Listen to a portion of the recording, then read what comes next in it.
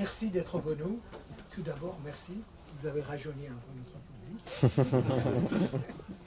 Et merci d'avoir eu l'idée de faire un double présentation pour deux parcours, deux expériences,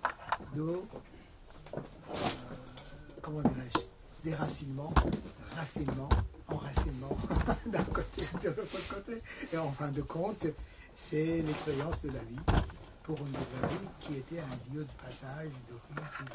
J'espère qu'on passera une bonne soirée. Comme vous savez, ça passe aussi par le YouTube. Et d'habitude, on présente le livre, on dit pourquoi ce livre, c'est quoi ce livre. Mais là, ça va être un débat aussi entre nous deux présentations, beaucoup plus pour parcours. Merci d'avoir accepté l'invitation de Thierry. Merci beaucoup d'être là. Merci. D'accord. Vous avez le champ libre. Je savais pas du tout que ça se passait comme ça. Ok, bon, très bien. Alors, j'ai rien préparé, mais c'est pas grave. Déjà, merci beaucoup de nous accueillir. Je suis vraiment très heureux de faire cette rencontre ici, chez vous, chez toi. Je me permets de te tutoyer parce que toute ma famille est venue chez toi pendant très longtemps se servir de livres. Et j'ai découvert le livre de mon père qu'il avait fait dans les années 80 dans ta librairie, justement, que j'ai acheté chez toi. Merci pour... Alors, comment s'appelle votre groupe? Veritus Sorbonne. Voilà, donc merci à vous d'avoir mis en place aussi un peu d'une certaine façon cette rencontre. Et dernier, merci à toi d'avoir accepté. Alors, on s'est rencontré, Mariam, chez un ami qui s'appelle Bernard Magnier, qui est un intervenant, journaliste, modérateur de rencontres. Et il voulait beaucoup nous présenter l'un à l'autre. Je connais très bien l'éditeur aussi de Mariam, qui est peut-être l'un des meilleurs éditeurs du moment d'ailleurs de littérature française. Et j'adore tes livres. Et on a passé toute une soirée à discuter. Et on était d'accord sur plein de choses et en désaccord sur plein d'autres. Mais on s'est beaucoup amusé à être en désaccord, je crois. Voilà. Et je lui ai gentiment proposé de venir faire une rencontre ici parce qu'il me semblait qu'elle était aussi l'enfant de tous ces livres qui sont autour de nous, de cette librairie, comme je le suis aussi d'une certaine façon, et qu'il me semblait intéressant de débattre entre nous. Il va falloir qu'on recrée du débat entre nous, ça va être intéressant. Alors là, comme ça, oui. mais peut-être vous aurez des questions et ça pourra animer un peu l'événement. Je vais parler très rapidement de mon livre, puis peut-être après tu parleras un peu de ton dernier ou des deux, je sais pas. Donc je vais juste raconter Beyrouth-sur-Seine en quelques mots. Donc c'est inspiré de l'histoire de mes parents qui sont libanais, qui sont arrivés en France en 75. Eux pensaient rester étudier 2 ans en France puis retourner vivre au Liban. La guerre civile a éclaté. Je crois que devant ce public-là, j'ai pas besoin de l'expliquer. Elle a duré 15 ans, etc. Mes parents sont pas rentrés au Liban. Et 45 ans plus tard, ils vivent encore en France. Moi, je suis né en 88 à Paris. J'ai grandi à Paris. Vers mes 17-18 ans, je suis parti vivre au Liban. Je suis resté 7-8 ans là-bas où j'ai pratiqué plusieurs métiers très différents qui allaient de serveur à DJ jusqu'à directeur d'un festival de films ou photographe. Et j'ai décidé au bout de 8 ans de rentrer à Paris pour différentes raisons. La première, c'est que j'arrivais plus à vivre de mon travail. J'arrivais plus à gagner aucun dollar. C'était un moment où le Liban commençait vraiment à descendre et à aller mal et il n'y avait plus du tout d'argent dans la culture. La deuxième raison, c'est que j'avais compris que tant qu'on ne trouvait pas une solution avec notre pays voisin, Israël, et la question des Palestiniens, il était impossible de construire une vie au Liban. En tout cas, une vie de quelqu'un qui a 27 ans et qui se dit qu'à 30 ans, il a envie de construire quelque chose un peu sur le long terme. Et se dire qu'une guerre peut éclater du jour au lendemain et qu'on ne peut rien y faire fait qu'à un moment, on se dit, quand j'ai la chance d'avoir un autre passeport, va construire ta vie ailleurs quand tu as 28 ans pour essayer de pas tout... que tout ne disparaisse pas du jour au lendemain. Et je dis ça sous le coup de l'expérience d'amis qui étaient plus âgés que moi et qui avaient 27-28 ans au moment où il y a la guerre de juillet 2006. Et donc les Syriens étaient partis et donc plein de gens sont rentrés au Liban à ce moment-là avec l'espoir que ça aille mieux. Et cette guerre a éclaté. Tous les projets qu'ils ont voulu construire sont tombés du jour au lendemain à l'eau et ils ont beaucoup perdu d'argent pour certains et d'autres ont vraiment perdu leurs projets artistiques, voilà tous les projets qu'ils avaient en tête. Donc voilà, cette expérience-là m'a poussé aussi à partir. Et la troisième, c'est que j'étais quand même assez énervé contre la caste politique qui tenait le pays, qui tient encore le pays. Alors on a eu cette révolution qui nous a un peu fait du bien pendant quelques jours. Mais voilà, je suis parti parce que j'avais compris qu'un mec comme moi, en fait, n'allait rien changer à ce pays, tout simplement. Et qu'il fallait beaucoup plus de moyens pour pouvoir changer quelque chose. Donc tout ça m'a ramené à Paris. Et avec un premier livre qui s'appelle Le Nez Juif, puis ensuite un autre, Beyrouth entre parenthèses. Et ce troisième est né de plusieurs envies. La première, c'est de raconter quelque chose que j'ai découvert à travers les photos d'archives de mes parents. J'ai découvert un moment où je faisais de la photo sur les villages de ma mère au Liban, les photos d'archives qu'ils avaient gardées. Et ils avaient beaucoup photographié les années 70 et 80 à Paris. leur histoire à eux. Et en fait, en découvrant ces images-là et les photos de la guerre de Beyrouth qu'ils avaient cachées dans des pochettes, des ruines de Beyrouth et de eux qui posaient dans Beyrouth complètement détruits, toute une vie que je ne leur connaissais pas, parce qu'ils m'ont pas raconté évidemment leur exil, enfin ce que moi j'ai appelé un exil et ce qu'ils n'avaient jamais appelé avant exil, avant que ce livre paraisse, mais qui est vraiment un exil. Et je découvrais un Paris que j'avais jamais vu ailleurs, un Paris qui voilà était baigné de ta librairie, de librairie du 5e arrondissement, de cafés où mon père traînait avec les intellectuels du monde arabe de cette époque-là, avec des couleurs différentes, avec des tableaux sur les murs qui sont de peintres algériens, de libanais. On peut citer Shafia Aboud que je raconte dans le livre. Donc voilà, d'autres couleurs, d'autres images de Paris. Un Paris que j'avais jamais vu ailleurs, dans aucun livre d'histoire, et très peu dans les séries de portfolios de photographes ou d'expositions. Les photographes qui ont photographié ce Paris-là, j'en connais maintenant beaucoup. C'est des photos qu'ils ont encore souvent dans leurs archives, qui n'ont jamais été montrées. Donc voilà, je me suis dit qu'il y avait quelque chose à faire avec ça. Au début, je voulais faire une expo, puis un documentaire. Je fais vite. Enfin là, ça fait déjà longtemps que je parle, mais je fais vite pour ça.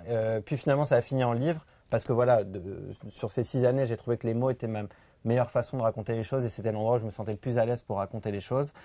Et 3 éléments jouaient en faveur que je fasse le livre maintenant, en tout cas pour que je l'écrive maintenant à cette période-là. Le premier, c'est la révolution qu'il y a eu en 2019, qui m'a permis de poser des questions à mes parents, à cette génération d'avant, à qui on n'osait pas trop poser de questions, à qui on n'osait pas trop dire qu'on n'était pas d'accord avec eux quand ils avaient des avis politiques, avec qui c'était très difficile de s'exprimer en fait avant qu'il y ait tout ce mouvement, et tout d'un coup on se dit mais en fait on dit ce qu'on veut, on fait ce qu'on veut et on pense ce qu'on veut.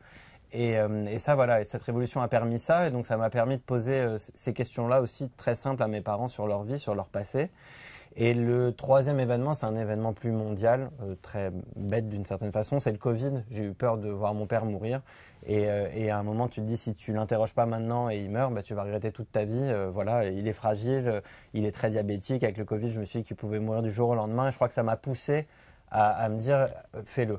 Fais-le maintenant, parce qu'en plus, tu écris ce livre en hommage à tes parents, et j'avais une volonté très forte, c'était qu'ils se pavanent avec dans Paris, au Liban. J'avais vraiment très envie qu'ils aient ce livre en main, avec ou sans concours des lycéens, peu importe, mais que ce livre sorte et qu'ils puissent le tenir en main comme une revanche et sur la guerre et sur l'exil et sur toutes les injustices que les Libanais vivent depuis 45 ans. Voilà, Mariam, à toi.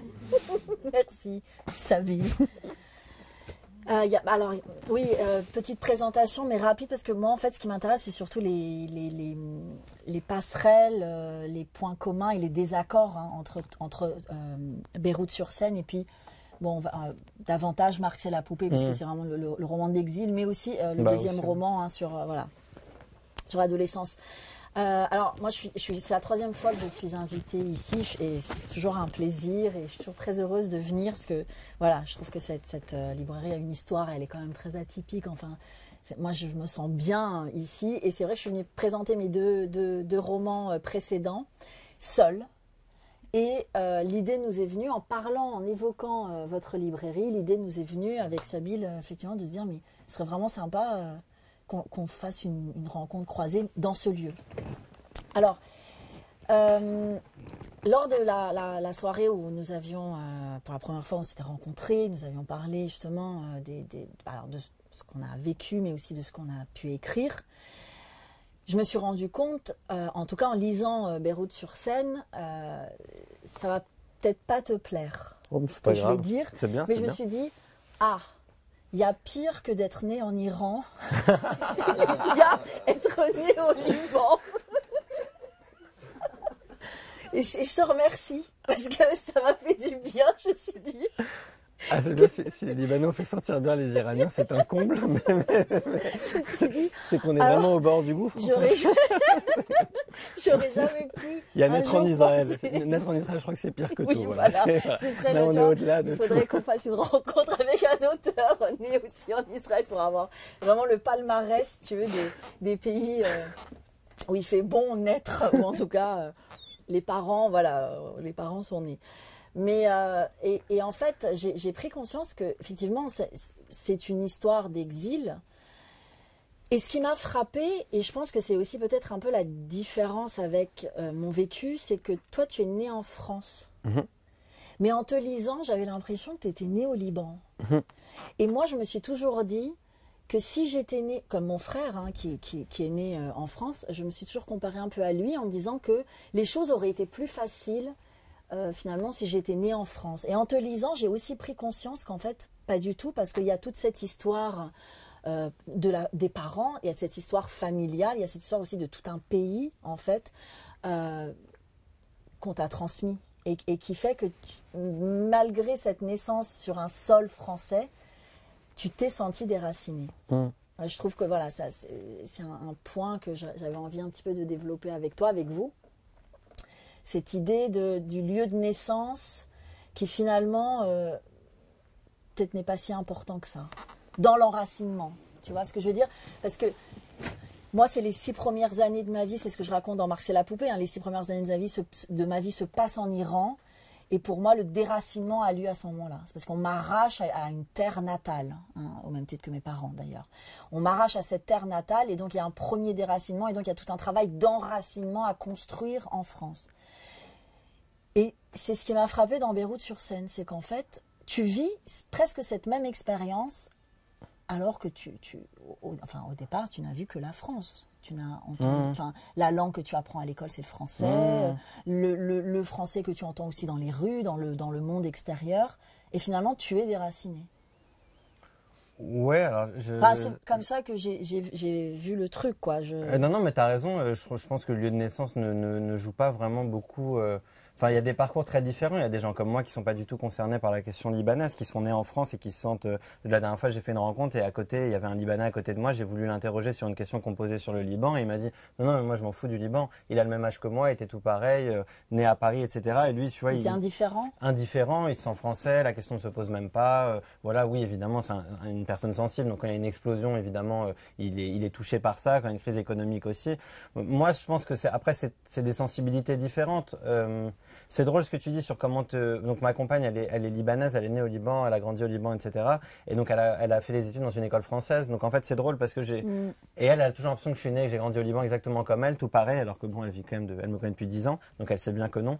Mais j'ai l'impression de faire partie de ce cadre-là étrangement, parce qu'en plus je passais toutes mes vacances d'été et parfois à Noël au Liban. Donc en fait un peu comme elle, on partait au village. Donc elle était à Beyrouth, elle partait au village. Et donc c'est vrai que j'ai l'impression d'avoir... eu un peu cette vie et je crois que mes années en France ont été un peu effacées de mon parcours. Après, peut-être le fait que j'ai vécu après au Liban pendant 7-8 ans, très longuement, change quelque chose du parcours aussi. C'est-à-dire que je connais le Liban. C'est pas un pays... fantasmé. J'ai pas d'exotisme, j'ai aucun exotisme par rapport au Liban. J'ai pas, comme plein d'amis à moi qui sont nés à Paris, qui me parlent du Liban et je les entends et parfois ils comparent à mon histoire et ça me fait toujours rire parce que je les entends et je sens qu'il y a plein d'exotisme dans leur Liban alors que je ne me retrouve pas du tout dans ce qu'ils disent, mais je comprends leur lien au pays. C'est vrai que moi, il est pas du tout comme ça. Et sûrement parce que j'ai 2 parents qui ont toujours été liés au monde arabe, même dans leur travail et dans leurs amitiés. C'est-à-dire qu'ils n'ont pas du tout quitté le pays à aucun moment, à aucune seconde. Ils n'ont pas de copains français. C'est-à-dire que mes amis n'ont pas d'amis français. J'ai dit quoi, mes amis? Non, mes parents n'ont pas d'amis français. Vraiment aucun. Je crois qu'ils en ont 1 ou 2. C'est le banquier et le comptable, quoi. Peut-être avec qui ils ont travaillé un moment dans leur vie. C'est bien d'être ami avec eux. Oui, c'est bien avec des banquiers libanais en ce moment. C'est vraiment pas conseillé. Donc ils ont fait le bon choix très tôt. Ils ont bien eu raison. Mais ouais. Alors après, j'aurais envie de te retourner la question. Tout le monde a lu Marc et la poupée? Ouais. Non, mais sinon, j'allais te demander de résumer en quelques mots. Non, parce que j'aurais résumé, j'aurais envie d'en parler. Mais... Moi, je peux en dire quelques mots pour ceux qui connaissent. C'est vrai que je n'ai pas fait de présentation. Alors, Marc et la poupée, c'est mon premier roman. Je l'ai écrit en 2017. Enfin, il a été publié en 2017 et c'est un roman que j'ai... L'écriture de ce roman a commencé quand j'étais partie vivre à Pékin de 2010 à la fin de 2013. Pendant 4 ans, j'ai vécu à Pékin. J'enseignais le français aux étudiants chinois. Et c'est là-bas que j'ai commencé à écrire les premières pages de Marc et la poupée. Après Pékin, je suis allée vivre à Istanbul et pendant 2 ans. Et là, j'ai terminé l'écriture de ce livre. Donc, ce qui est intéressant avec ce livre, c'est que je ne pensais pas du tout, moi, un jour, écrire pour publier. J'écrivais des poèmes, des trucs dans mon journal intime, des petites nouvelles, mais enfin, voilà, pour le plaisir, pour les lire à mes amis, enfin. Et à Pékin, je me dis, ça y est, il est temps vraiment d'écrire un livre, pour le donner à lire aux autres. Et c'est voilà, finalement, là aussi, c'est tous les paradoxes de la vie. C'est-à-dire que je suis dans la plus grande dictature au monde, qui est la dictature chinoise, et c'est dans ce pays que je me sens la plus libre possible, plus libre qu'en France. C'est quand même très curieux aussi. Mais ça s'explique d'un point de vue psychologique assez basique, c'est que là-bas, j'étais une étrangère aux yeux de tout le monde, personne ne me connaissait, j'avais pas le regard de la famille, j'avais pas le regard des amis avec lesquels j'ai grandi, puis voilà. Et donc, c'est vrai que j'ai eu ce sentiment de liberté que je pouvais pas vraiment avoir de la même manière en France. Et ensuite, je suis rentrée en France à nouveau pour le publier. Et c'est intéressant ce que tu dis sur la revanche. Ça, je pense que c'est quelque chose qui habite beaucoup d'écrivains dont les parents sont nés ailleurs ou eux-mêmes sont nés ailleurs. Il y a toujours un peu cette idée de prendre une revanche par l'art ou par l'écriture, peu importe le moyen artistique. Mais moi, j'ai écrit Marx et la poupée parce que je voulais que le combat de mes parents et le parcours de mes parents soient à un moment donné reconnus. Quand j'ai eu le Goncourt du premier roman pour ce livre, ça, évidemment, j'étais très contente, très heureuse. Enfin c'est un beau prix. Mais c'est surtout la réaction de mon père qui m'a vraiment bouleversée, qui m'a touchée, parce que je lui ai demandé ce que ça lui faisait à lui d'avoir une fille qui a eu le Goncourt du premier roman. Et il m'a dit, tu vois, maintenant quand je marche dans les rues de Paris, j'ai la tête haute. C'est une espèce de fierté acquise par une reconnaissance venant, Et là, je me suis dit, c'est bon, j'ai accompli mon travail, c'est fait. Voilà, c'est fait. J'ai restitué une fierté, un honneur à un père qui a toujours eu honte de parler français parce qu'il fait plein d'erreurs et c'est comme ça, il l'a appris tardivement, il avait 36 ans. Et je pense on est habité quand même par ça, par une volonté. Moi, je l'ai senti dans ton livre, ça, cette envie de faire reconnaître une histoire. Avant de rendre justice aussi d'une certaine façon. Bien sûr. Il y a une absence il y a une injustice énorme. Si on parle du Liban, mais je pense qu'en Iran, peut-être tu me rejoins sur ça, mais il y a une injustice énorme, en tout cas nous liée aussi aux années de guerre, mais vous, ça peut être aussi, sur la guerre civile, c'est peut-être encore autre chose, mais voilà, il y avait une envie de rendre justice. Parce qu'on n'aura pas au Liban. En tout cas, il n'y en aura pas sur plein de choses, même jusqu'à l'explosion du port. Moi, j'y crois pas. Je sens qu'on ne saura jamais qui l'a fait. Alors, on peut avoir des idées, il y aura des intuitions, etc. Mais on sent vraiment, et même sur les gens de notre génération, qu'il n'y aura pas. Il y a même un abandon, parce que c'est-à-dire que maintenant, quand il y a des manifestations au Liban pour réclamer justice, il n'y a plus que les proches des victimes qui manifestent. Ils sont quoi, 100, 150, là il y a des Libanais autrement, mais ils sont 150, 200, quelque chose comme ça. Ce qui est risible, c'est-à-dire qu'il n'y a même plus le Liban qui demande justice. Donc ouais, je crois que la littérature aussi vient pallier ce manque énorme. Et pour la littérature libanaise, je me joins à d'autres écrits et d'autres écrivains qui, je pense, partagent ce même combat, ou en tout cas cette même volonté dans l'écriture. Bien sûr. Et c'est pas seulement l'histoire, mais tu as raison, c'est pas seulement l'histoire individuelle, personnelle ou familiale, c'est aussi l'histoire d'un pays, en tout cas dans un laps de temps donné en ce qui me concerne, puisque c'est les premières années de la révolution islamique en Iran. Et c'est aussi ça, c'est-à-dire c'est l'intime, mais pas seulement, c'est l'intime qui peut rejoindre aussi une histoire collective, universelle. C'est notre seule façon de raconter le collectif, je crois. C'est vrai. En tout cas, c'est peut-être la seule façon intéressante pour un écrivain de raconter le collectif, c'est d'arriver au plus intime possible. D'ailleurs, toi, dans tes deux livres, il y a beaucoup de ça, quoi. Tu racontes vraiment l'intime par excellence, et ça devient après quelque chose de plus universel, ça touche plus de parcours, et ça devient un objet sûrement. L'endroit où on différenciait d'ailleurs nous deux, et c'est intéressant, c'est sur la politique et sur l'engagement politique, et sur l'engagement politique dans quel pays on le fait aussi. On en discutait beaucoup. Oui, et c'est la question de la légitimité, parce qu'en fait, alors Sabine me disait qu'il ne se sentait pas légitime par rapport à un engagement politique en France. Je me sentirais en tout cas illégitime de le faire, ou en tout cas malhonnête de le faire. Mais de mon propre point de vue, de ma propre sensibilité, c'est vraiment très, très particulier. Après, parce que j'accorde une importance très forte à la politique, c'est pas un truc anecdotique. Oui, je pourrais en faire demain et je m'en fous et tout va bien. Mais je veux dire, si vraiment on croit en ça et on sent qu'il y a une responsabilité énorme dans le faire de la politique, moi je me sentirais malhonnête parce que je te disais que mon cœur balancerait toujours au Liban. Et je trouve que c'est très difficile de représenter des Français, peu importe leurs origines, peu importe d'où ils viennent, peu importe s'ils sont franco-français ou franco-iraniens ou franco-libanais ou franco ce qu'ils veulent. Si mon cœur, quand il se passe quelque chose, part tout de suite au Liban et irait naturellement aider le Liban ou faire des choses pour le Liban, tout d'un coup, tu as l'impression que c'est biaisé, il y a quelque chose de malhonnête en fait, tout simplement. Et c'est vrai que moi, c'est dans ce sens-là où je t'ai dit, voilà, l'engagement politique, moi, c'est quelque chose que je ne ferai jamais. Et parfois, ça me travaille au Liban. Mon père m'en protège. La dernière fois que je suis rentré du Liban et il sentait que j'avais un peu envie d'en faire, parce que en plus j'ai des amis qui sont retournés en faire. Il m'a dit, si un jour tu fais de la politique au Liban, c'est moi qui organise ton attentat. Voilà, au moins ça pose les choses. Mais c'est vrai que voilà, cette question de l'engagement, toi je sais que tu es quand même assez engagé en France, ou tu l'as été. Je ne sais pas si tu l'as encore d'ailleurs. Ouais, je le suis. Je me sens concernée par ce qui se passe en France, évidemment, mais c'est mon pays. Enfin, je veux dire, je pourrais pas vivre en Iran. Enfin, c'est pas possible. Donc il y a un moment donné où moi j'ai choisi aussi, comment dire, j'ai fait de l'exil, non plus quelque chose de subi, mais avec une volonté d'assumer là où je suis. Et je suis en France, je suis française, j'écris en français, j'enseigne le français. Enfin, je veux dire, et évidemment que ce qui se passe dans ce pays me concerne, et c'est aussi pour ça que je m'engage sur voilà, mais évidemment que l'Iran je me sens pas concernée par l'Iran. L'Iran, c'est une énorme pierre qui me tombe dessus à chaque fois. Voilà, l'image que j'ai, moi, c'est ça. C'est à chaque fois qu'il se passe quelque chose en Iran, là depuis le 16 septembre 2022, c'est une énorme pierre qui est là sur les épaules. Il faut en faire quelque chose, il faut y réfléchir, il faut en parler. J'écris des chroniques là-dessus. Enfin, je veux dire, j'ai besoin d'en faire quelque chose. Et donc, c'est plus que être concerné. C'est vraiment bon, voilà. Et c'est aussi une force. C'est aussi une force que de venir de ce pays. C'est aussi une force que d'être exilé. C'est aussi une force d'avoir, comme tu dis, le cœur qui bat aussi ailleurs, en fait. Voilà. Il y a un décentrement perpétuel. Je ne suis jamais en France, jamais en Iran. Je suis toujours dans une forme de marginalité qui interroge aussi, moi, je trouve, en permanence la société. Voilà, qui empêche d'être dans des convictions, dans un confort, comme ça, intellectuel.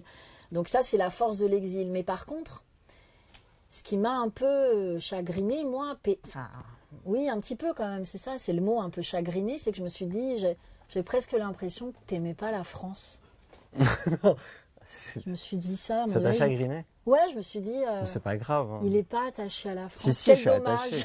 Non, je suis très attaché à Paris. C'est ce que j'ai ressenti. Après, voilà. En lisant le livre ou en me parlant? En lisant le livre et en te parlant. J'ai vraiment retrouvé ça. C'est pas que je suis pas attaché à la France, c'est que je pars du principe qu'à partir du moment où le pays de mes parents les a renvoyés de chez eux, d'une certaine façon, avec cette guerre, etc., j'aurais du mal à croire en un autre pays. C'est-à-dire, à partir du moment où tu te fais virer de chez toi, je vois pas pourquoi je devrais plus faire confiance à la France. Si au Liban, on peut pas faire confiance à l'endroit d'où on vient, où notre nom veut dire quelque chose, où on vient de ces villages-là, où 90% de notre famille vit. Si ce pays veut plus de nous, je vois pas pourquoi je pourrais faire confiance à la France. Après, j'apprécie la France, j'aime la France. Je passe mon temps à dire que peut-être un des seuls pays au monde, et je pense que tu le valideras avec moi, où on peut vivre notre métier d'écrivain comme on le vit, où on peut obtenir des aides comme on les obtient, c'est en France. Et ça, je passe mon temps à le dire, et c'est vrai. Et dans le livre, de toute façon, tout ce que je raconte sur la presse libanaise qui vient s'installer à Paris, même cette librairie qui vient ici, ce qu'elle raconte, ce qu'elle porte comme message, et là, on parle même de Paris, même plus particulièrement, même au-delà de la France, il y a quelque chose de très fort dans Paris. C'est une ville-monde par excellence. Tous les exilés du monde sont venus à Paris dans les années 70-80. Et aujourd'hui, je trouve qu'il y a même un renouveau de ça. Là, on parle des Libanais, mais on peut parler des Iraniens, on peut parler des Sud-Américains, on peut parler des Turcs, etc., etc. Donc non, il y a vraiment un très fort attachement. Mais c'est plutôt même par amour pour la France que je te dis, j'ai pas envie de faire de la politique en France. C'est parce que je me sentirais malhonnête envers la France, envers les gens que je serais censé représenter si je faisais de la politique. Mais il y a une différence, et là il y a des Libanais aussi dans la salle, donc peut-être ils pourront me le dire. Je me suis toujours dit, parce que je suis pas le seul Libanais qui dit ça, on est beaucoup de Libanais à penser ce que je dis, et en fait je me suis toujours posé la question parce que justement avec des Iraniens ou avec des Algériens, souvent on est en désaccord sur ça. Ils se sentent plus concernés en France, ils font la politique en France, et on sent qu'ils ont quelque chose une volonté de s'ancrer ici plus forte. Et j'ai remarqué une différence entre nos pays, ou en tout cas qui rejoint l'Algérie et l'Iran et qui sépare le Liban de ça, c'est que l'Algérie et l'Iran, l'Algérie est tenue par une sorte de dictature, l'Iran, je te laisse définir le mot, dictature, régime autoritaire, comment on peut définir? Je sais pas, je vais pas régime archaïque, voilà, très bien, régime archaïque. En tout cas, vous êtes tenu par un pouvoir fort. Voilà, féroce, archaïque. Je vous laisse mettre tous les synonymes que vous voulez, mais je crois qu'on a tous compris l'idée. Mais donc voilà, vous êtes enfermé dans un régime qui qui ferme le pays et qui n'ouvre aucune possibilité d'imaginer quelque chose d'autre. Nous, le Liban, depuis la fin de la guerre, on vit dans un point d'interrogation. C'est-à-dire qu'on a toujours l'impression que du jour au lendemain, tout peut aller mieux. Même maintenant, alors que tout va mal, moi, ma belle famille vit là-bas, mes familles vivent là-bas, quand tu leur parles, tu as l'impression que dans 2 jours, c'est possible que c'est bon. Vraiment, c'est bon, ça va aller. Et donc, en fait, comme on a toujours ce point d'interrogation, on a toujours l'espoir de pouvoir rentrer un jour, ou l'espoir que ça aille mieux. C'est-à-dire qu'on ne fait pas face à un pouvoir tellement fort, tellement fermé sur lui-même. D'ailleurs, on arrive beaucoup plus facilement à sortir du Liban. Les livres libanais sortent beaucoup plus facilement du Liban. Un livre algérien ne sort pas d'Algérie. Un livre iranien sort difficilement d'Iran. C'est un symbole, vu qu'on parle de livres, en plus, c'est fort. Mais je me demande, vas-y. Les Iraniens n'ont pas cet espoir? Si. On l'a aussi. Ils l'ont. On l'a eu. Vous dites on l'a eu? Non. Ah, vraiment, les Iraniens que j'ai rencontrés en France, quelle que soit leur génération, en fait, je veux dire, malgré ce régime archaïque, voilà, féroce, on peut trouver 1 milliard d'adjectifs, j'ai toujours vu cet espoir malgré tout. Alors peut-être, non, mais c'est... tu vois, c'est un peu de l'optimisme. Oui, bien sûr. Une question à vous poser, vous les deux. Parce que j'ai l'impression que nous sommes, en vivant, en vous écoutant, moi, je suis en train de passer à un moment de l'universel. Je vais vous dire pourquoi. L'identité, sur la carte, quand on le met, c'est pour vous distinguer. Vous avez la carte d'identité telle, ça vous rend exclusif. L'identité est perçue comme une notion d'exclusive. Est-ce que nous ne vivons pas une période du monde où l'identité est beaucoup plus plurielle? Et nous ne sommes pas des pionniers. À un moment donné où l'identité exclusive est en train de céder la place à l'identité plurielle. L'identité plurielle, ce n'est plus la carte. Vous pouvez avoir la carte, les papiers Oui, bien sûr. Mais c'est beaucoup plus habiter une maison commune avec les gens qui étaient avant vous. L'idée de maison commune, je le prends de Senghor et je le prends en même temps de Ferdowsi il y a 1000 ans. Ferdowsi compare la poésie comme la maison commune. J'ai construit une maison. Senghor, il dit francophonie, c'est une maison où on va habiter. C'est une sorte d'identité qu'on acquiert avec le plaisir d'habiter une autre culture. Donc, avoir double. Il y a des moments de schizophrénie qui passent. Quand vous êtes... Et nous sommes en train de passer cette expérience-là. Cette expérience-là, un problème fondamental. Comment nous, on le sent, on le dépasse, comment les sociétés que nous vivons le percevront et l'accepteront. Parce que là aussi, c'est une autre chose. Si encore ça arrive que quelqu'un comme toi, qui a eu le concours de français, posait la question est-ce que véritablement la France t'a admis ou non, c'est parce qu'on n'a plus une identité officielle en France, d'une certaine manière. Et c'est fait, quand tu donnes l'exemple de l'Algérien, une des raisons chez vous, les Algériens ont le plus de difficultés pour avoir cette identité plurielle. Tandis que, permets-moi de te dire, il n'y a pas des hommes des anciennes colonies françaises aussi francisés que les Algériens. Alors ça, c'est nos problèmes. Moi, je dis, après 50 ans, je dors tous les soirs à Ispahan. Je me réveille tous les matins à Ispahan. Mais la journée, je le passe en France. Je crois que si nous n'arrivons pas à gérer cette identité multiple, plurielle, partagée, et de substituer l'identité exclusive par ça et le faire accepter aux autres, à notre aussi, aux parents aussi, on continuera ce tiraillement que nous avons à l'intérieur. Et ce n'est pas un enjeu individuel de quelques-uns.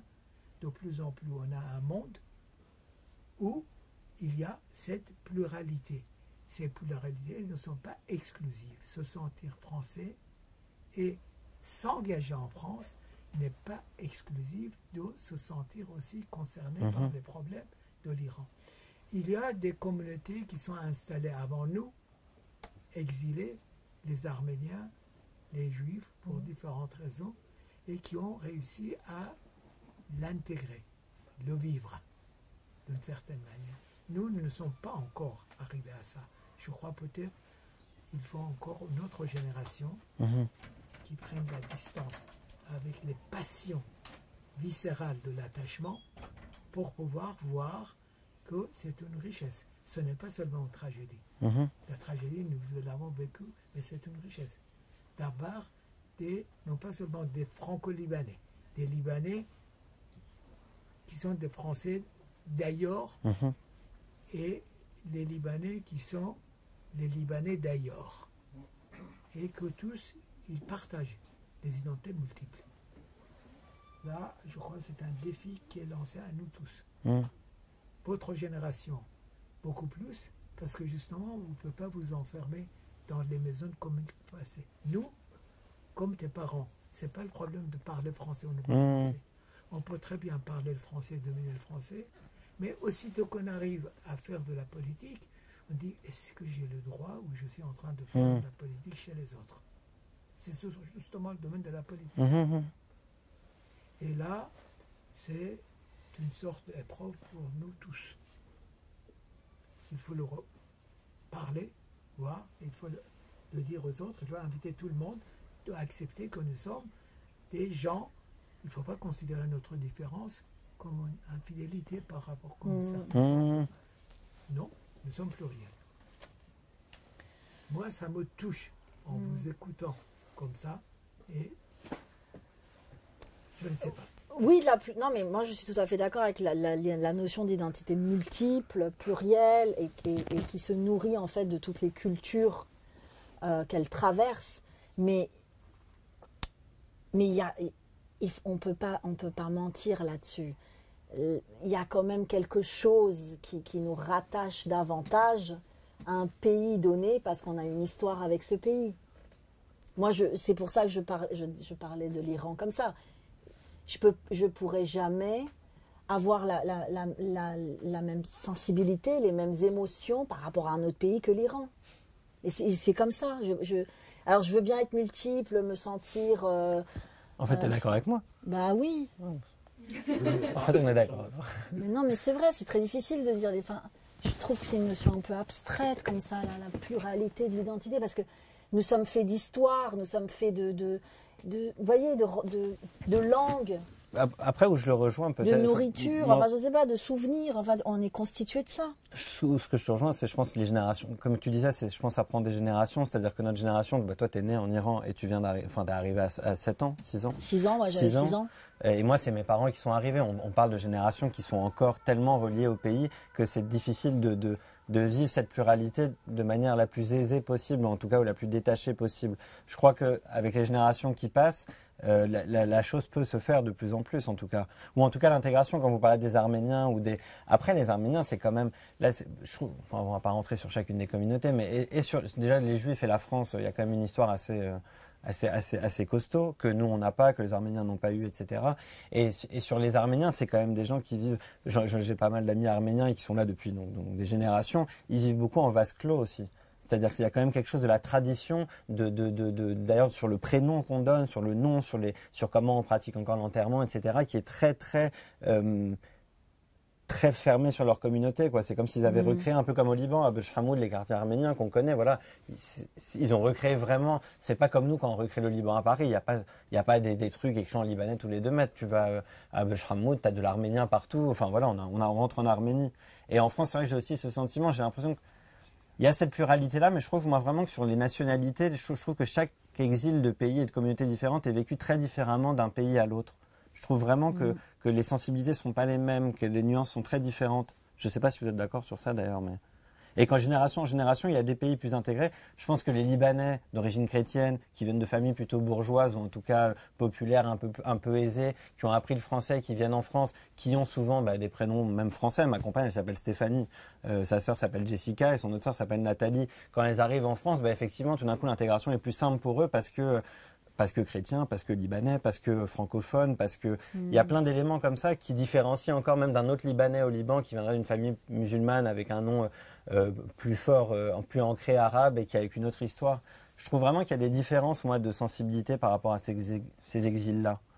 Et je dis ça en plus d'un regard libanais, où vraiment dans le même pays, on sent vraiment que l'installation en France est très différente si tu viens d'une famille chrétienne, d'une famille chiite, d'une famille sunnite, d'une famille druze. Voilà, c'est ça. Donc je pense que l'intégration est pas la même. Pardon, il voulait poser une question peut-être. Excuse-moi. Non, justement, pour rebondir par rapport aux différents ancrages et aux entités multiples, justement la première phrase du roman, tu veux que je te raconte ma vie en arabe ou en français? Et je pense qu'en fait, voilà, c'est assez ironique. Enfin, quand même, c'est presque une projection en fait de de tout ce qu'on raconte maintenant. Mais justement, j'ai une petite question par rapport à ça, c'est que justement, Monsieur Rosso, vous parlez justement de cette dualité entre guillemets entre la France, le Liban et la France. Et de l'autre côté, on a entre guillemets l'universalisme de votre part. En fait, justement, avec la langue française, entre guillemets, universelle, parce que vous avez été professeur de français dans différents pays, vous avez justement beaucoup d'ancrage à votre actif, mais toujours avec l'universalisme en langue française. Et justement, c'est assez intéressant justement de voir en fait, ces deux approches un petit peu complémentaires mais différentes en soi d'un côté le dualisme de deux cultures, deux langues, deux ancrages, enfin, entre guillemets deux ancrages, et d'un autre côté un universalisme avec une seule langue. Et voilà, alors moi je sais pas, je pense pas être dans un universalisme. Alors par rapport à l'enseignement du français, oui, puisque je suis allée l'enseigner à l'étranger, mais dans ma vie personnelle, il y a toujours eu la coexistence de deux langues, hein, le persan et le français, en permanence, parce que je parle persan avec mes parents, et donc c'est une présence, voilà, d'une autre langue, ma langue maternelle, depuis ma naissance jusqu'à maintenant. Et d'ailleurs, on se disait que pour moi, la mort de mes parents, alors évidemment une mort douloureuse comme tout le monde, mais c'est aussi j'ai peur que ce soit aussi la mort du persan, puisque je pourrais plus avoir cette pratique quotidienne, hebdomadaire, j'en sais rien, mais je l'aurais plus. Puisque avec mon frère parle persan, mais on parle toujours français ensemble. On ne parle persan parce que dans un milieu français, on ne veut pas se faire comprendre. Donc c'est la langue du commérage et du secret avec lui. Mais voilà, enfin, je veux dire, je ne crois pas, hein, franchement, à l'universalisme. Hein. Moi, je pense que c'est une notion qu'il faut quand même un peu redéfinir. C'est quand même très souvent l'hégémonie d'une culture sur d'autres, avec des histoires de domination, et qu'on fait passer pour de l'universel. Enfin, il faut vraiment critiquer, à mon sens, ce qui se cache derrière l'universalisme, justement. Qui domine qui, en fait? C'est vraiment des histoires, pour moi, avant toute chose, de domination qu'il faut analyser. Voilà. Sur la langue, d'ailleurs, pour te rejoindre, moi je trouve qu'il y a... Alors ce matin, c'est marrant, en sortant de la douche, je me pose cette question et je me disais que j'appartenais quand même plus à la langue française. Enfin voilà, que c'était quelque chose qui me reliait, mais dans tous les pays, quand on est libanais, en plus le français, surtout à une culture, quand on vient d'une famille un peu de gauche, il y a vraiment une vraie culture de gauche dans la langue française au Liban, et on a plein de journaux d'intellectuels qu'on peut citer. En Iran aussi, ouais. Et en Iran aussi, d'ailleurs, ouais. Et d'ailleurs, les plus grands intellectuels de gauche au Liban ont plutôt d'ailleurs écrit en français d'abord avant d'écrire en arabe, dans les années 60, 70, 80.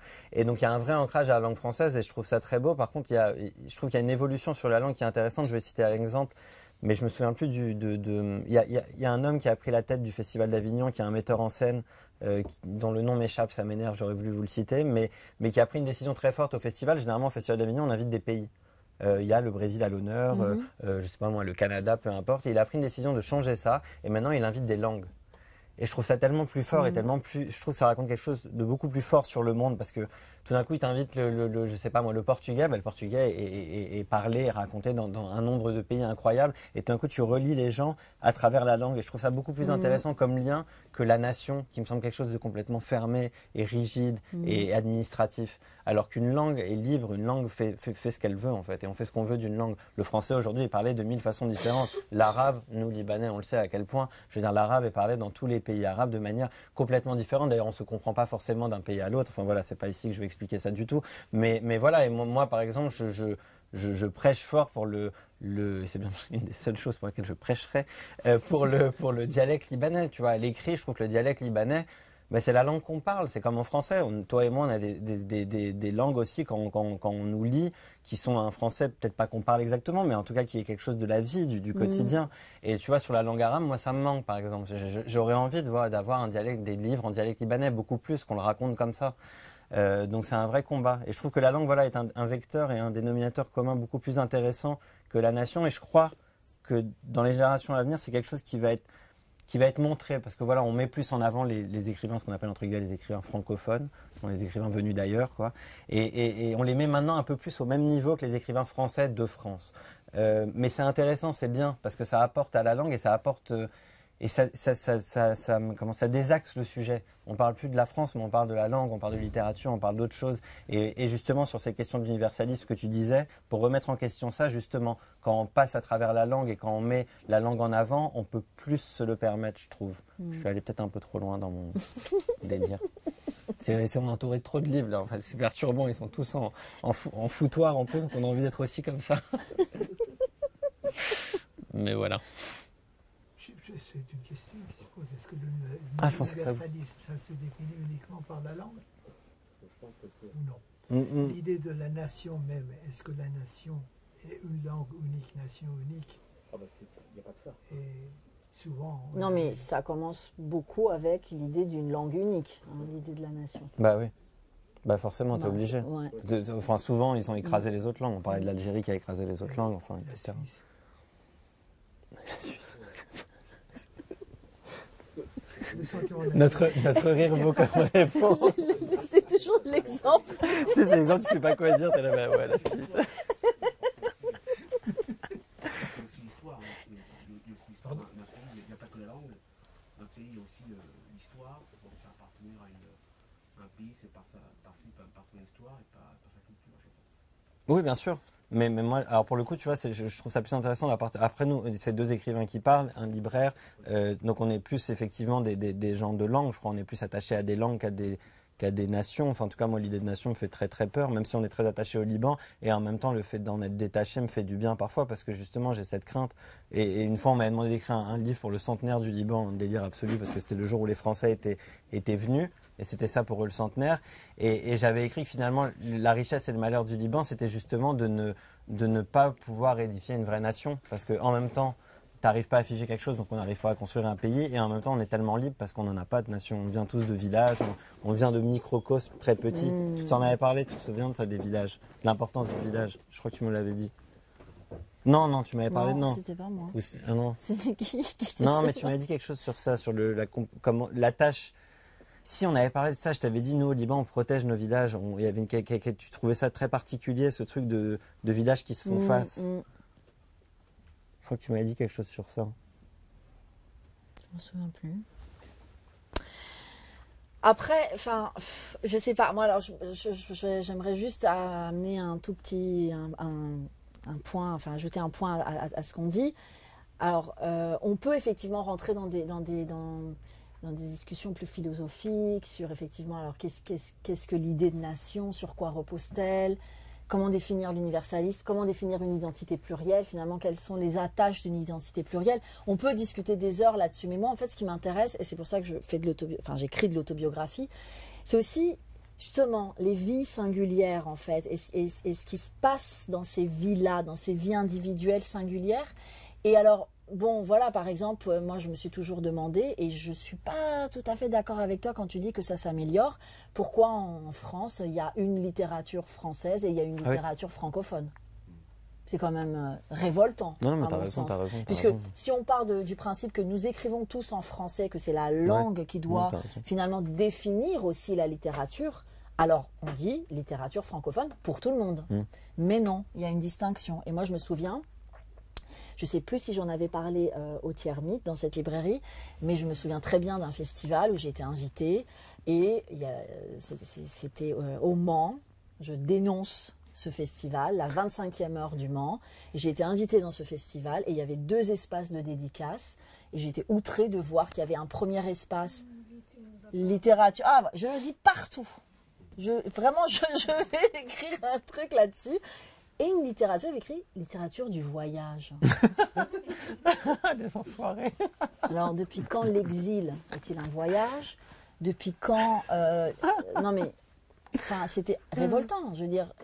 Et nous tous, donc moi, écrivaine du voyage, voilà, je suis arrivée sur un chameau en France avec une corbeille de pistaches et un tapis comme ça enroulé sur l'épaule. On se retrouvait là, il y avait Atik Raimi qui était invité aussi, il y avait des écrits vraiment, enfin, je me suis dit, mais on nous insulte, quoi. Mais et ça, c'est quand même... Alors, je veux bien, après, universalisme, tout ça, hein, je veux bien qu'on rentre dans des considérations qui placent l'identité au-delà des frontières, au-delà des différences, etc. Mais moi, je suis désolée, la vie est faite de frontières, de différences, de crispation identitaire en permanence, et puis d'exclusion. Et moi, je trouve que des écrivains qui ont choisi la langue française, qu'on les mette dans écriture du voyage ou francophonie, c'est les relents hein, d'un vieux colonialisme qui est toujours présent, qui est dans la culture, d'ailleurs c'est comme ça.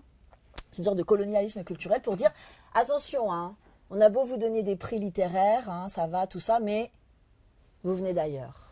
Et on vous le dira toujours, que vous venez d'ailleurs. Il faut toujours le préciser.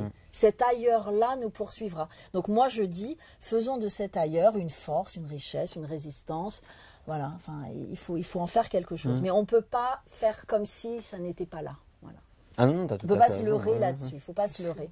J'ai l'impression que ça va un peu mieux peut-être que les années 80. C'est dans ça que je disais. Je pensais qu'on les entendait encore moins avant que maintenant on les entend un peu plus. Mais effectivement, comme tu dis, cette division, elle est absurde.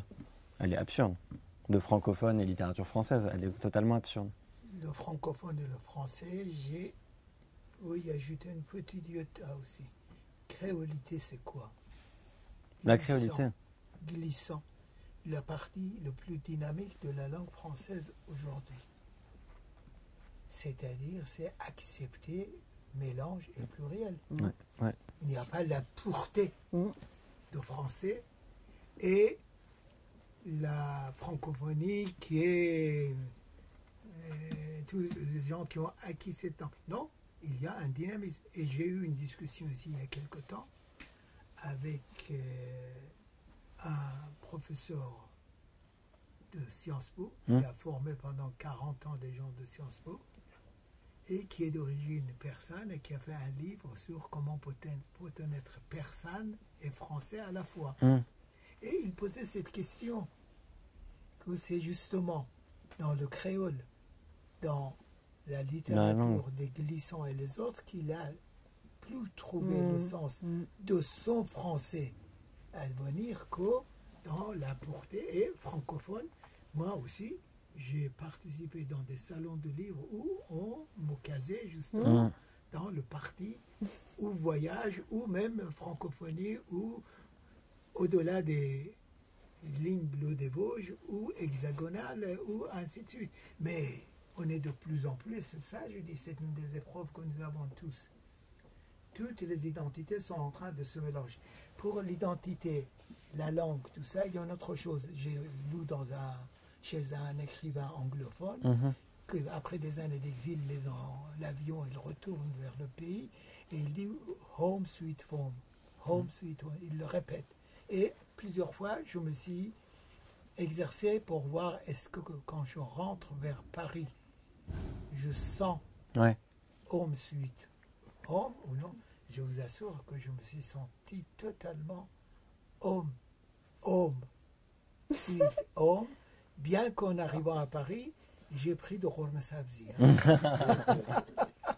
Ça ne m'a pas empêché.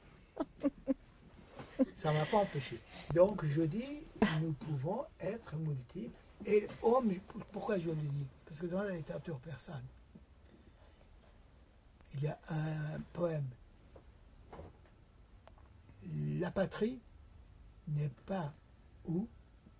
La patrie, c'est où on te laisse tranquille. Où tu trouves suite. Vatan onjas, kazari nabashad. Kasi ra ba kasi kari nabashad. L'homme, et cette idée de se trouver à l'aise dans les frontières différentes, les pays différents, c'est l'évolution du monde. C'est très juste. Au Liban, on a une autre citation, mais qui va rejoindre, mais par autre chose. On dit « Les yeux de ma mère sont ma nation ». C'est une autre citation qui existe en arabe, mais qui répond un peu à la même question, parce que les yeux de ta mère, c'est partout sur Terre. Ça peut aller n'importe où. Donc je reviens sur cette notion de pouvoir gérer les identités multiples, les langues multiples, les attachements culturels et politiques multiples. Justement, par rapport à ça et pour rebondir, Dans votre livre, vous évoquez beaucoup justement la place de la politique, de ce socialisme arabe à Paris qui s'était ancré dans les années 80-90 jusqu'à. Et en fait, on a l'impression parfois, que c'est aussi quelque chose, un lien entre guillemets double, dans le sens où parfois c'est son pays d'origine qui nous rattrape là où on s'est installé. Justement, vous évoquez l'attentat rue de Rennes, Ouais. qui est à côté en plus. Là, différents attentats, Tati, notamment celui de la place Saint-Michel, Fouad al-Saleh et l'emprisonnement de Georges Brahim Abdallah.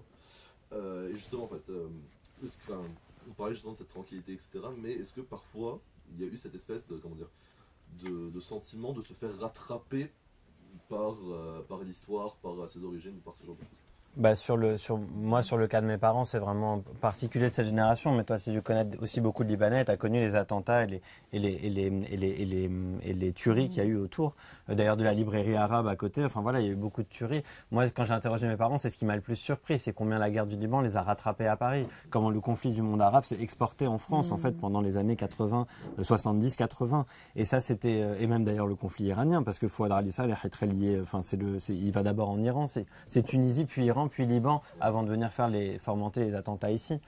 Et ça, c'était très surprenant comment l'histoire le rattrapait. C'est vrai que pour nous, c'est moins le cas aujourd'hui sur notre génération. On ne sent pas que les problèmes du Liban nous rattrapent à Paris. Mais c'est vrai que sur leur histoire à eux, c'est fou de voir comment Paris, tout d'un coup, était noyé dans l'histoire du monde arabe, mais de par sa position, de par les exils qui ont été faits ici, de par les journaux qui se sont ouverts ici. En fait, je crois que Paris a vécu ça malgré eux. Parce que tous ces journaux du monde arabe qui ouvraient ici, ils avaient un point commun, que ce soit les journaux irakiens, syriens, libanais, etc. Et plusieurs journalistes qui écrivaient pour ces journaux me l'ont dit, dont mon père qui a écrit un peu pour eux aussi, c'est qu'en fait, ils n'écrivaient pas pour la diaspora, mais ils écrivaient vraiment pour le pays. C'est-à-dire que c'était vraiment des journaux des pays qui ne pouvaient plus rester là-bas parce qu'ils se faisaient exploser leur bureau tout le temps, et qui se sont dit on va se mettre à Paris, mais en fait on va continuer à écrire pour les gens de là-bas, et on s'en moque complètement d'être ici. Paris est juste une adresse plutôt protégée. Mais c'est vrai que c'était comme s'il y avait de l'exportation totale du territoire avec une population qui vient ici, mais qui reste complètement liée par ce qu'ils écrivent et ce qu'ils vivent là-bas. Et pour le Liban, ça c'est clair et net, avec des gens qui se disaient la guerre va pas durer 15 ans. C'est-à-dire que la guerre va s'arrêter et puis on va rentrer. Là aussi simplement, j'ai aidé ma mère sur ses retraites et mon père voyait ses impôts. Pendant 7 à 8 ans, donc 75 à 82, 83, ils faisaient ni leurs impôts ni leurs retraites parce qu'ils étaient persuadés que voilà, cette guerre qui a commencé, qui devait durer un mois, qui a duré 1 an, puis qui a duré 2 ans, puis 5 ans, et puis toi tu as dû connaître ces gens-là, eux ils étaient persuadés qu'ils allaient rentrer. Voilà, la France était là, ils les ont accueillis, mais qu'on va pouvoir rentrer au Liban, ça va s'arrêter, c'est terminé. Et en fait ils ont vécu ce prolongement de la guerre qui les a enfermés ici. Mais c'est vrai que eux, comment ils ont été rattrapés par la guerre, c'est assez surprenant. Ouais. C'est très très surprenant, c'est très particulier, très atypique, je crois, de ces histoires d'exil. Je ne crois pas qu'il y a la même chose avec l'exil iranien. Je ne pense pas qu'il y ait une grande salve d'attentats comme ça qui ont... Le conflit que nous avons vécu nous a rattrapés d'une manière ou d'une autre. Ouais. Ces conflits-là, je ne leur donne pas nécessairement une identité nationale. Le jour où il y a eu l'attentat de la librairie arabe, Ouais. Saleh, on a mis une petite pompinette aussi devant cette librairie. En sortant, vous verrez, Ouais. un petit morceau de métal, parce que la personne qui était un copain français qui était ici le matin quand il est venu, il a trouvé une petite boîte, il a étonné que c'est quoi, avec un morceau de bois, il a jeté, c'est explosé. Ouais. Et c'était absolument pas destiné à une librairie iranienne. C'était les librairies qui s'occupaient de ce problème du monde. Du monde. Il faut, le monde, Liban, c'est pas seulement le Liban qui est devenu le champ de problèmes palestiniens. Les Libanais et l'exil libanais en France et la présence libanaise en France aussi, c'était devenu un lieu de l'affrontement sur le problème palestinien. On ne prenait pas les distances. Donc, je dis, c'est un monde en tension qui a transposé ces tensions encore sur la tête des individus à qui on donnait des identités. Je vous donne un autre exemple, comme libraire ici. Je fais des vitrines, je faisais des vitrines. Je ne suis plus libraire, je faisais des vitrines. Et je me suis insulté comme ça les juifs quand je faisais des vitrines avec des livres sur l'Israël. Et je me suis insulté comme ça l'arabe quand je faisais des vitrines sur le monde arabe. Sur le problème palestinien. Et je suis à côté de la Sorbonne, au corps du quartier latin. Je dis le combat pour faire accepter pluriel et l'universel pluriel, c'est un combat qui prendra le temps. Ça ne rentre pas si facilement dans nos têtes et dans la tête des autres. Mais ce qu'il voulait dire, je crois que c'était par rapport à cette Je dis, histoire. nous vivons une mutation. Quand je vous vois partager encore entre l'identité d'origine et l'identité acquise, et dominant très bien la langue et la culture. Je ne peux pas trouver un français des carrefours des Gilets jaunes qui pourrait dominer la langue et la littérature. C'est dommage, hein, comme vous. Mais ça veut dire que nous sommes dans un monde de plus en plus. Il faut vivre et il faut banaliser cette identité plurielle. Mais ce qu'il voulait dire, je crois que c'est ce que vous avez vécu, vous, justement, ces attentats devant la librairie, etc. C'est très atypique à Paris, parce que si on parle des exilés, je ne sais pas, du monde arabe et iranien en Angleterre, ou même à Los Angeles pour les Iraniens, il n'y a pas eu des salves d'attentats comme... Le conflit du Moyen-Orient, ou du Proche-Orient, on va l'appeler, de ces années-là, on pas rattrapé les gens de cette façon dont il vous a rattrapé, vous, ce qui est très particulier, les librairies... C'est les services. Oui, c'est oui, bien sûr, bien sûr. Les Irakiens ont fait des attentats à Paris. Oui, c'est ça. Les services iraniens en ont fait, ils en font encore. Ouais. Et malheureusement, le pays d'accueil, il ne fait pas la distinction. Même d'une certaine manière, il charge que voilà, c'est l'intrus qui vient avec ses problèmes pour les importer chez nous. Tandis qu'aujourd'hui, ces conflits et ces problèmes, c'est des conflits politiques de nature d'un monde dont la politique est devenue de plus en plus globale, ou sous l'influence de global. Et là, on l'accepte en politique, on l'accepte pour la banque, on l'accepte pour... Si demain, on va faire une réunion des grands membres de conseil d'administration d'une société qui est capable de mettre au chômage 100 000 Français, on ne leur demandera pas leur papier à l'aéroport ou dans l'entrée de la salle de conférence. Mais s'il y a quelqu'un qui vient demander ici pour travailler, à traverser le Méditerranée, on lui demande tout de suite ses papiers. Ça, c'est des problèmes qu'il faut combattre. Voyez-vous qu'est-ce que je veux dire? On accepte facilement le monde globalisé. Au jour d'aujourd'hui, le problème de banque de Silicon Valley a des effets immédiats, directs sur la vie économique française. Et on l'accepte comme quelque chose de naturel. Mais les bateaux qui viendront dans les frontières du sud de l'Italie, c'est encore l'invasion des Sarrasins. Qu'est-ce que je veux dire? Et là, dans l'écriture, dans le créole, a cet avantage-là, qu'il réussit même d'une certaine manière avec violence, violence de merde, je ne dis pas violence physique, de imposer à tout le monde que je suis français au même titre que les autres. Je suis au jour de... Moi, il m'a fallu 40 ans pour que j'aille demander le papier français. C'est pas qu'on ne me le donnait pas, je ne voulais pas l'accepter. Mais il y a un moment où j'ai accepté que non, je suis aussi bien. Et beaucoup plus même maintenant bien dans le deuxième, parce que j'ai passé la plus grande partie de ma vie ici. Je rêve encore pour l'autre pays, mais je vis ici. Et là, je ne sais pas.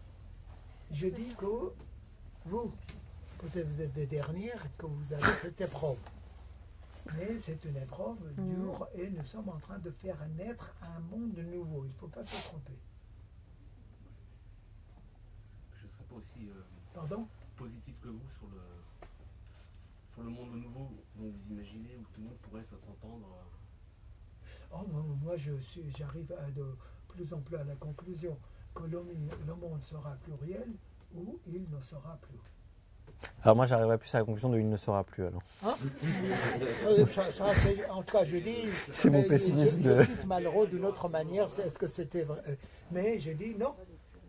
Ou on fera un monde où une grande partie de ces plateformes communes sera plurielle. Mes petits-enfants sont maintenant à New York. Et ils sont justement pluriel américain qui accepte beaucoup plus, non pas pour l'ensemble de la société, une partie de la société. Imaginez un instant, à Marseille, avoir une partie des salles d'aéroport, un écran de télévision qui parle en arabe algérien local. Mais vous allez à Houston, qui est l'État le plus républicain, et vous avez l'écran de télévision de CNN qui est en espagnol d'un côté, en anglais de l'autre côté. Je dis, les États-Unis, d'une certaine manière, sont rentrés beaucoup plus dans cette identité plurielle. L'Europe, pas encore. Il piétine. Mais je suis convaincu qu'on ne résoudra pas le problème de sécurité même en France sans arriver à ce résultat de dire que l'Algérien et tous les gens avec les identités, ils sont autant français que les autres, et vice-versa. Ça, je dis, c'est une épreuve. C'est un passage qui va être très dur. Mais on n'a pas d'autre choix. Peut-être, enfin. Écoutez, on continue encore? Allez-y donc, que je ne monopolise pas le débat. Moi, ça me passionne encore. Mais... Tu veux dire quelque chose? Non, moi je suis d'accord. Je pense que parce que l'alternative, c'est quoi en fait? C'est-à-dire que si le monde ne va pas vers la pluralité, donc on va vers son extrême contraire, qui est le nationalisme, le fascisme, etc. Et effectivement, ce monde ne peut pas durer sur cette idéologie-là, puisqu'en plus on l'a vécu par le passé. Moi, je pense que l'Europe va vers une idéologie de plus en plus nationaliste et de plus en plus fermée.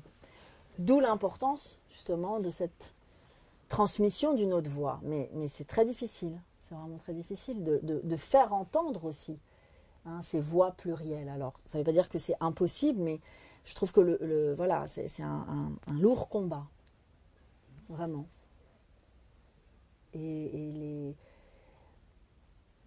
Peut-être que oui, on a un peu les derniers à se poser ces questions-là, je ne sais pas.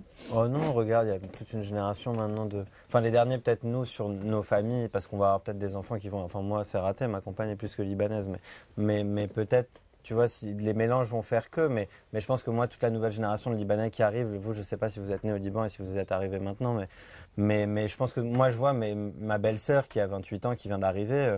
la question est sérieuse, quoi. Enfin, elle se sent très mal en France, quoi. Pas du tout comme toi et moi, quoi. Tu vois, c'est vraiment une vraie question, et c'est sur la même génération que nous, mais ils viennent d'arriver maintenant, et je pense qu'il y a quand même plein de pays qui vont...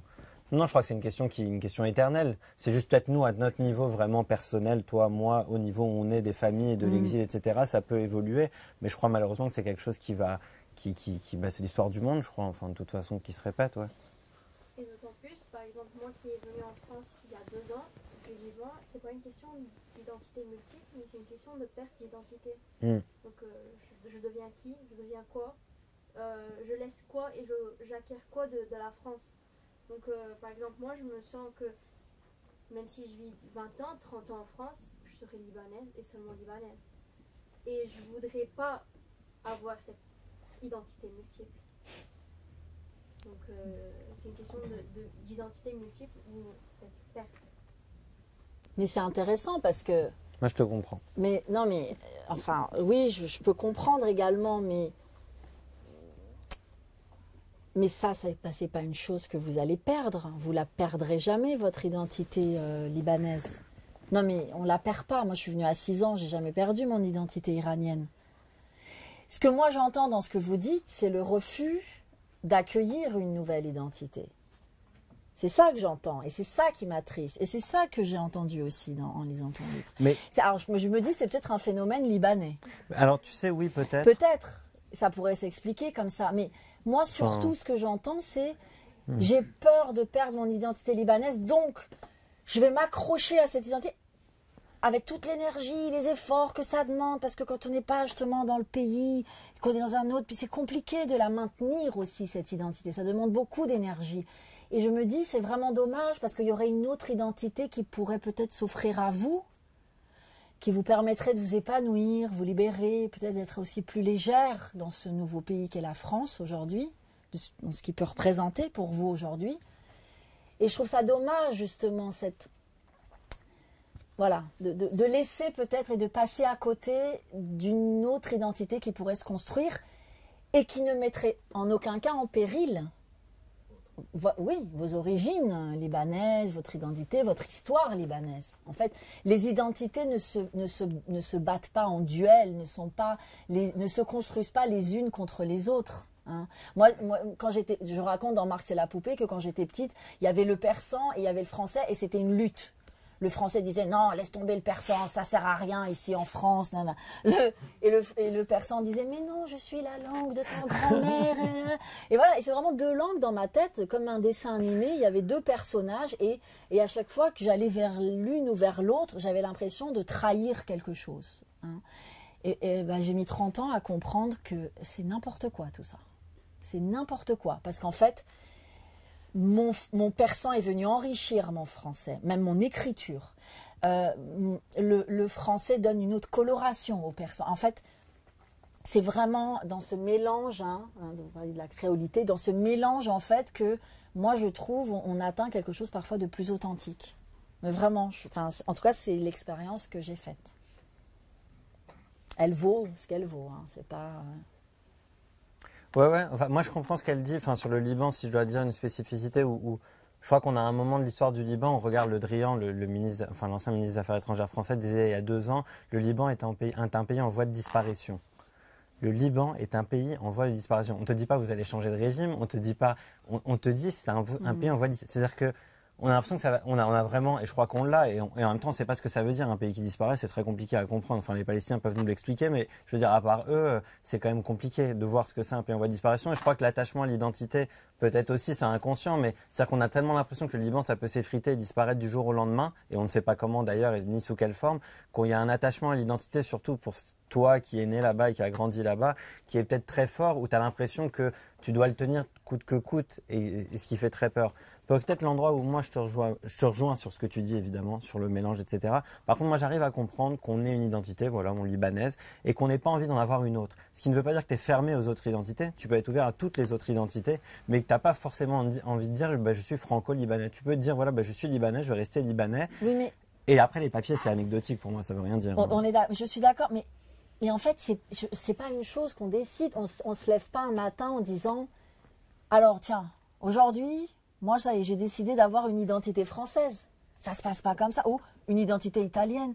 C'est la vie et les expériences de vie qu'on traverse qui forgent notre identité. Oui, mais c'est des choix que tu prends. En fait, ça fait 2 ans que vous êtes ici.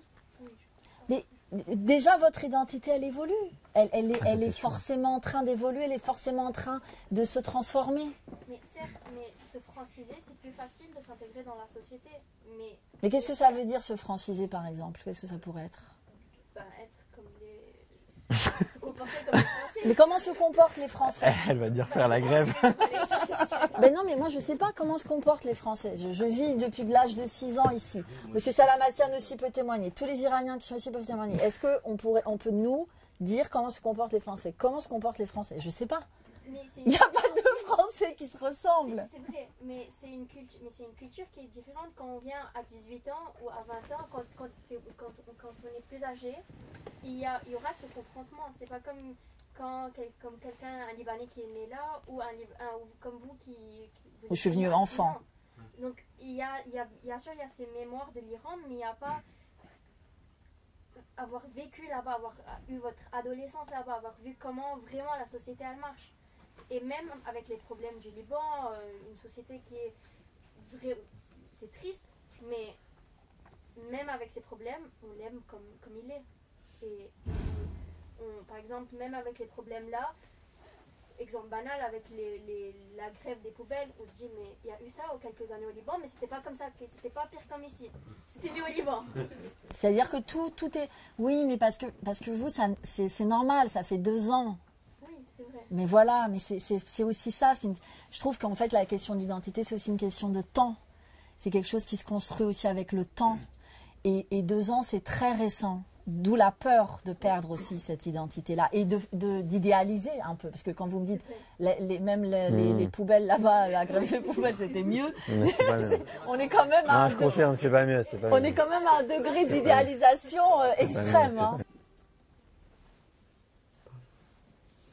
Juste pour rebondir sur la question arménienne, je pense que c'est aussi comme ce que vous avez dit sur le Liban, que les Arméniens savent qu'à n'importe quel moment, on peut disparaître, leur Arménie peut disparaître. C'est pour ça qu'il y a ce truc chez les Arméniens qu'il faut savoir parler arménien, on doit prier en arménien, on doit jouer en arménien, écouter en arménien.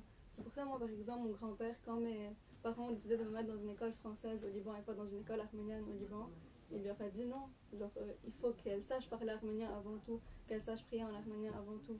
Parce qu'on sait que c'est la seule chose qui nous rassemble.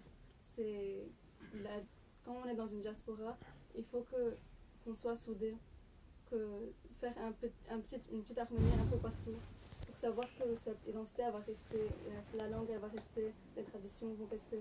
Je pense aussi que c'est un peu ce qui se passe maintenant avec les Libanais qui quittent le Liban et qui veulent recréer un petit Liban un peu partout. Donc c'est un peu cette culture et ne pas oublier la culture qui va faire que le Liban va continuer à vivre, même si un jour il disparaît comme la Palestine pourrait disparaître. Moi, je te rejoins. Moi, je trouve ça assez intéressant dans les cultures. Mais là, tout à l'heure, on parlait de la question juive. Je vais citer une autre culture, la culture yiddish, qui a complètement disparu. Ce qui est assez intéressant dans toutes ces cultures-là, et je trouve par rapport aux sensibilités d'identité, c'est que tu trouves des gens comme toi et moi qui sont quand même très détachés à cette identité-là, libanaise, iranienne, enfin, avec le détachement qu'on a. Et en même temps, tu as des gens qui sont justement, qui refusent d'accepter une autre identité. Et sur le yiddish, ce qui est fou, c'est que les gens qui ont préservé la langue yiddish sont les gens les plus extrémistes religieux possible. Et c'est ce qui a fait qu'aujourd'hui, je pense à une réalisatrice qui s'appelle Yolande Zoberman, qui a tourné un film là sur les juifs orthodoxes en Israël, mais justement complètement en yiddish, qui a été un des premiers films en yiddish qui a recommencé après 30 ans. Mais en fait, ceux qui ont gardé cette langue-là, pourquoi elle a gardé cette langue-là, c'est parce qu'il y avait des gens tellement attachés à leur identité, tellement qu'ils ne voulaient pas s'intégrer ailleurs, parce qu'il y a eu cette question de la disparition sur la question juive et des gens qui parlaient le yiddish, et il y a une disparition de la langue, c'est eux qui l'ont préservée.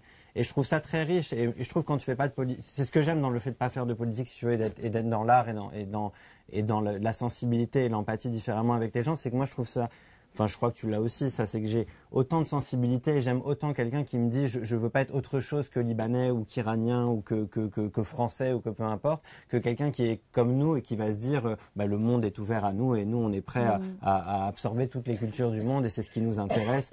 Et nous, en plus de par nos métiers, quand même, quand tu es écrivain, artiste, on est quand même, on veut de l'altérité, on veut se confronter, on veut se sentir, comme tu disais, où tu te sens le mieux, toi, c'était à Pékin, c'est ça, l'endroit le plus surréaliste en soi, mais où moi, honnêtement, qui ai lu tes livres et qui te connais un peu, ça ne m'étonne pas du tout que c'était l'endroit où toi, tu te sentais le plus à l'aise. Mais c'est quelque chose de très particulier à toi parce que ton métier. Mais j'aime beaucoup, moi, dans les identités, justement, que, voilà, alors politiquement, c'est compliqué de parler avec quelqu'un qui est plus extrême. Toi, je pense pas que tu sois une grande extrémiste, mais on en connaît, tu vois, au Liban, on en connaît en Iran, on en connaît ailleurs. Et je trouve que c'est très riche dans la vie, c'est contraire, justement.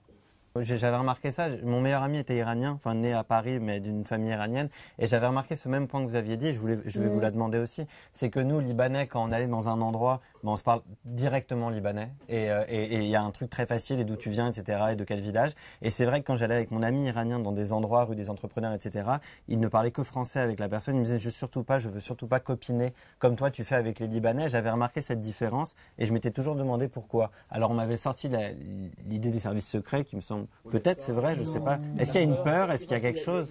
C'est exagéré ça. La communauté iranienne a perdu de sa persistance. Pourquoi? Parce que l'Iranien que vous rencontrez ici s'est éloigné de ses clans. S'est éloigné de ses relations à l'intérieur même de l'Iran.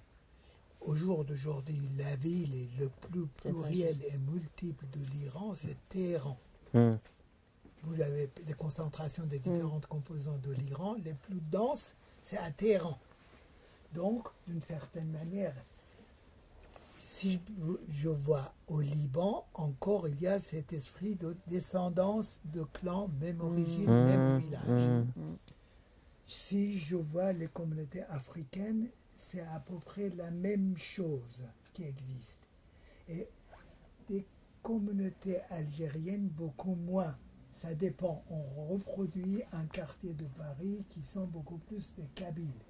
Mais les Iraniens, c'est des communautés avec un attachement d'une série de rituels culturels, c'est tout. Vendredi du fou, mercredi du faux, la fête de Nowruz, tout ça. À part ça, la cuisine, mais il n'y a pas d'identité communautaire. Il n'y a vraiment pas. La notion de communauté, qui d'ailleurs, de notre manière, ça peut se transformer en péjoratif.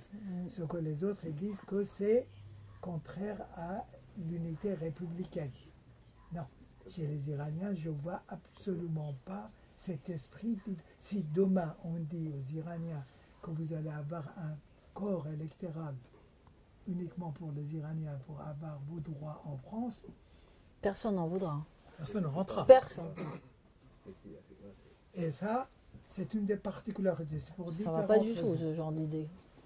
Ça ne prendra jamais. Et puis moi, j'ai grandi dans une famille où, mais vraiment, j'ai grandi dans une famille où mes parents me disaient toujours, ne reste pas, t'accroche pas uniquement à des Iraniens, des Iraniennes. Va, sors, va là-bas. Va. Non, mais vraiment, c'était la lutte contre l'idée de communauté parce que le communautarisme, c'était une fermeture. Ça empêchait de voir autre chose. Bien, je crois qu'on continuer ce débat pendant des heures et des heures. En principe, on arrête à 8h. Ce soir, on est arrivé à 8h30. Merci d'être venus. Merci beaucoup pour l'accueil. Merci à vous pour l'accueil. Merci beaucoup. Merci à vous tous. Tous les deux. Merci. Et merci d'être